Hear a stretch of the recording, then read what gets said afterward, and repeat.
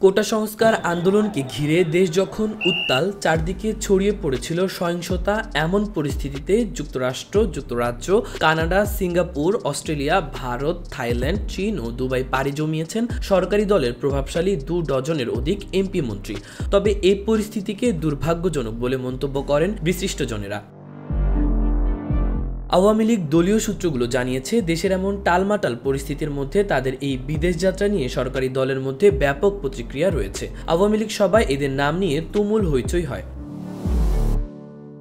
দায়িত্বশীল সূত্র জানিয়েছে, এমন জটিল পরিস্থিতিতে গত 15 জুলাই মধ্যরাতে দেশ ছাড়েন সাবেক অর্থমন্ত্রী আ.হ.ম মোস্তফা কামাল। পরিবারের 5 সদস্যকে নিয়ে তিনি রাত 1:40 এমিরেটস এয়ারলাইন্সের একটি ফ্লাইটে লন্ডনের উদ্দেশ্যে ঢাকা ত্যাগ করেন। একদিন পর 16 জুলাই লন্ডন যান মিরপুরের এমপি ইলিয়াস মোল্লা। পরে তিনি 26 জুলাই দেশে ফিরে আসেন বাংলাদেশ বিমানের একটি ফ্লাইটে। একই দিন পরিবারের 11 সদস্য নিয়ে কুমিল্লা 11 আসনের এমপি ও সাবেক রেলমন্ত্রী মুজিবুল হক দুবাই যান। রাত 11টার কিছু আগে এমিরেটসের একটি ফ্লাইটে ঢাকা ছাড়েন।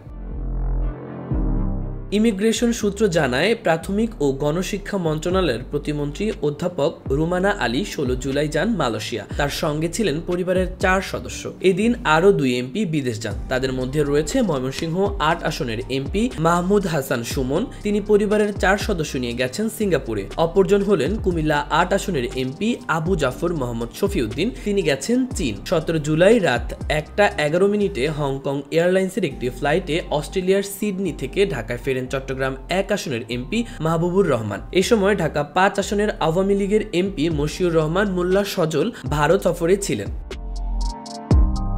সূত্র বলছে, পরিবেশ, বন ও জলবায়ু পরিবর্তন মন্ত্রী সাবের হোসেন চৌধুরী আমেরিকা থেকে দেশে ফিরে আসেন 17 জুলাই। রাত 11:22 এমিরেটস এয়ারলাইন্সের একটি ফ্লাইটে তিনি সস্ত্রীক ঢাকা অবতরণ করেন। ভোলা 4 আসনের এমপি আবদুল্লাহ আল ইসমাইল জ্যাকব দুবাই গেছেন পরিস্থিতি শান্ত হওয়ার পর 27 জুলাই। যোগাযোগ করা হলে তিনি জানান, কোটা সংস্কার আন্দোলনের পুরো সময়টাতেই তিনি ছিলেন তার নির্বাচনী এলাকায়। যদিও তার এলাকায় কোটা সংস্কার আন্দোলনের তেমন কোনো প্রভাব পড়েনি। সাবেক পররাষ্ট্রমন্ত্রী কে আব্দুল মোমেন এমপি ছিলেন আমেরিকায়। তিনি ফিরে আসেন 28 জুলাই। ভোলা 3 আসনের এমপি নুরুন্নবী চৌধুরী শাওন সস্ত্রীক থাইল্যান্ড থেকে দেশে ফিরেছেন গত 26 জুলাই। থাই এয়ারলাইন্সের একটি ফ্লাইটে দুপুর 12:15 তিনি ঢাকায় আসেন।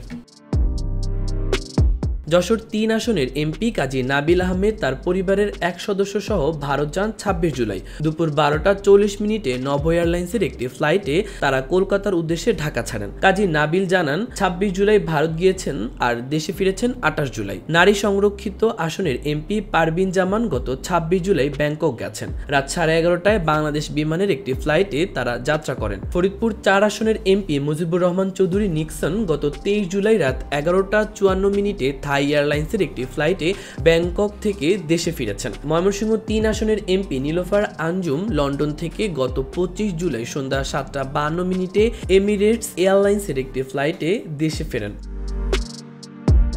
অর্থ প্রতিমন্ত্রী ওয়াশিকা আয়েশা খান 25 জুলাই কানাডা গেছেন, যদিও এটি তার সরকারি সফর বলে জানা গেছে। সফর সঙ্গী হিসেবে তার সঙ্গে আরও 2 কর্মকর্তা রয়েছেন। এমিরেটস এয়ারলাইন্সের একটি ফ্লাইটে সন্ধ্যা 7:30 তিনি ঢাকা ত্যাগ করেন। চট্টগ্রাম 10 আসনের এমপি মহিউদ্দিন বাচ্চু 28 জুলাই টরেন্টো থেকে ঢাকা ফেরেন। রাত 11:55 বাংলাদেশ বিমানের একটি ফ্লাইটে তিনি দেশে আসেন। চাঁদপুর 4 আসনের এমপি শফিকুর রহমান 18 জুলাই স্ত্রী সহ মার্কিন যুক্তরাষ্ট্রে যান। এমিরেটস এয়ারলাইন্সের সন্ধ্যা 7:30 ফ্লাইটে তিনি ঢাকা ত্যাগ করেন। ব্রাহ্মণবাড়িয়া 5 আসনের এমপি ফয়জুর রহমান 27 জুলাই স্ত্রী সহ পরিবারের 3 সদস্য নিয়ে হংকং থেকে দেশে ফেরেন। কুমিল্লা 3 আসনের এমপি জাহাঙ্গীর আলম সিঙ্গাপুর গেছেন 28 জুলাই। সঙ্গে নিয়েছেন পরিবারের 3 সদস্যকে। রাত 10:30 একটি ফ্লাইটে ঢাকা ত্যাগ করেন। সাবেক স্বাস্থ্যমন্ত্রী আ.ফ.ম রুল হক এমপি 18 জুলাই পরিবার নিয়ে সিঙ্গাপুর গেছেন।